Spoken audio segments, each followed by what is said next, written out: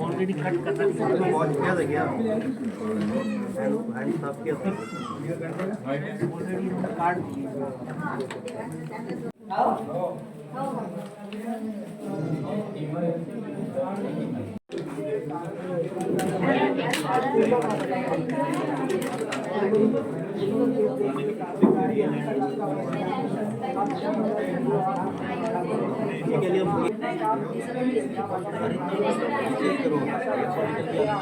हमारी टीम राष्ट्रीय पर्यावरणीय स्वास्थ्य अनुसंधान संस्थान भोपाल से आई हुई है।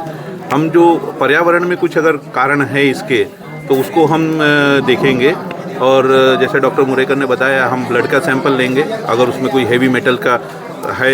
हालांकि अभी पहला जो इनिशियल इन्वेस्टिगेशन हुआ है वो नेगेटिव आया है, लेकिन हम ब्लड सैंपल लेके उसमें और डिटेल्स में और मेटल्स देखेंगे। सॉयल सैंपल लेंगे, जो गेहूँ चावल व जहाँ स्टोर करते हैं उसके कुछ सैंपल्स लेंगे, उसमें अगर कुछ है क्योंकि कुछ जनरली परंपरा रहती है कुछ डालने की कि कीड़े नहीं पड़े, उस एंगल से देखेंगे। और पानी के सैंपल लेंगे, जो भी पीने का पानी का स्रोत है वो भी।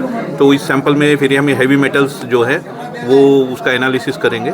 और जैसे उन्होंने बताया कि थोड़ा टाइम लगेगा एनालिसिस में, तो फिर एनालिसिस करके रिपोर्ट बनाएंगे। और बाकी जो कॉज है वो भी हम जब हम सर्वे करेंगे, पेशेंट से बात करेंगे, उसको भी हम देखेंगे और फिर कोरिलेट करके देखते हैं क्या कॉज आता है। होपफुली हम जब तक हम ये ख़त्म होता है हमारा पूरा इन्वेस्टिगेशन, कुछ ना कुछ कॉज पता लग जाएगा, सो दैट हम आगे के लिए उसको प्रिवेंट कर पाएंगे। अब क्या पेशेंट के लिए अभी तो कॉज हमको मालूम नहीं है कि क्या है, तो हम प्रिकॉशन किसी चीज़ के लिए नहीं बता सकते। जो साइंटिफिक लिटरेचर में है उसमें एक तो इन्फेक्शन हो सकता है, चाहे फंगल इन्फेक्शन हो चाहे वायरल इन्फेक्शन हो, और दूसरा हेवी मेटल्स जो हैं वो बताया गया है कि जो थैलियम है, सेलेनियम है, चाहे आर्सेनिक है, ये जो कुछ मेटल्स इम्प्लीकेट किए हैं कि इनके कारण हेयर लॉस होता है। तो हमारा भी वही रहेगा कि हम ये सैंपल्स कलेक्ट करें, उसमें ये मेटल्स को देखें हैं कि नहीं हैं, और हैं तो कितनी मात्रा में। अगर बहुत ज़्यादा मात्रा में तो फिर हमको उस हिसाब से बताना पड़ेगा साहब। रिपोर्ट के लिए टाइम लगेगा। अभी मैं अभी एग्जैक्टली अभी टाइम नहीं बोल सकता हूँ, क्योंकि वो पूरा कलेक्शन के बाद में उसको एनालिसिस में टेक्स टाइम। तब तक तो बीमारी काफ़ी बढ़ जाएगी, कुछ तो प्रिकॉशन लेना चाहिए। प्रिकॉशंस तो एक अच्छी बात ये है कि रीजनरेट हो रहा है ना। ये बहुत अच्छा साइन है ये कि भाई टेम्परेरी फिनोमेना है ये। और बाकी अगर फंगल में है कुछ, या जब हम हिस्ट्री पूछेंगे कि खाने जो अनाज वगैरह में उसमें कुछ चीज़ें ऐसे मिलाते हैं, तो वो प्रिकॉशंस ले सकते हैं अभी कि उसको ना डालें इस तरह की चीज़ें, ताकि अगर है वो कारण है तो नहीं बढ़े। तो ये प्रिकॉशंस तो अभी ले सकते हैं इमिजिएटली। शेगाव तालुक्यात जो केसगळतीचे आउटब्रेक झाला आहे ते इन्व्हेस्टिगेट करण्यासाठी ICMRची टीम इथे आली आहे। 4-5 इन्स्टिट्यूटचे सायंटिस्ट लोक इथे आले आहेत। मी ICMR नॅशनल इन्स्टिट्यूट ऑफ एपिडेमॉलॉजीवरून आलो आहे, चेन्नईवरून। आमच्याबरोबर पुण्याचे national institute for translational virology आणि एड्स रिसर्चमधून डॉक्टर शीला गुडबोले आले आहेत। डॉक्टर तिवारी आले आहेत national institute for research in environmental health भोपाळवरून। डॉक्टर गुप्ता आले आहेत एम्स दिल्लीवरून। आणि आता आम्ही इन्व्हेस्टिगेट करू। आमचा प्लॅन असा आहे की आज जे की पेशंट्स आहे त्यांचं क्लिनिकल एक्झामिनेशन करू, त्यांचे केसाचे सॅम्पल, रक्ताचे सॅम्पल आणि युरिन सॅम्पल कलेक्ट करू। तिवारी सर जे भोपाळवरून आले आहेत ते पाण्याचे सॅम्पल, वॉटर सॅम्पल कलेक्ट करतील, सॉईल सॅम्पल कलेक्ट करतील, अन्नाचे फूडचे सॅम्पल कलेक्ट करतील। आणि उद्या आणि परवा आम्ही विलेजमध्ये सर्वे करू आणि आम्ही पाहू की याच्यात काही टॉक्सिक मटेरियल आहे का, काही हेवी मेटल आहे का।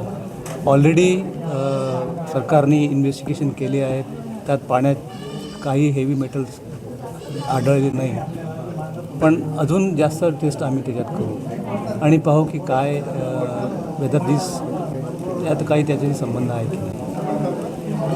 आणि त्या रिपोर्टवरूनच आपण सांगू शकू की हा आउटब्रेक का झाला आहे। Latest thank you. साधारणतः किती दिवस थांबणार सर? आम्ही नक्कीच जोपर्यंत आमचं काम होत नाही तोपर्यंत आम्ही इथे थांबू. म्हणजे आम्ही असं नाही की सॅम्पल आज कलेक्ट करून उद्या जाऊ. Will do a complete investigation, will collect necessary sample टेस्टिंगला काही दिवस लागतील. नॅचरली तुम्ही ॲग्री कराल त्याला 2-3-4 दिवस लागतील. कारण की sample need to reach to the दिल्लीला सॅम्पल जातील, भोपाळला सॅम्पल जातील आणि ते टेस्ट केल्यानंतर रिझल्ट्स येतील. सर आज 15 दिवस होऊन गेले, आजार अजूनही हाती लागत नाही, काय कारण निदान होताना तेच ना, आता आम्ही आजच आलो आहे आम्ही. आणि सरकारने ऑलरेडी वॉटर सॅम्पल, कारण की एक कारण असं वाटलं त्यांना की fungus could be a reason, fungal infection. त्याकरता ऑलरेडी इन्व्हेस्टिगेशन झाले आहे. इनिशियल रिझल्ट्स इंडिकेट करतात आहे की फंगल इन्फेक्शन नाही आहे.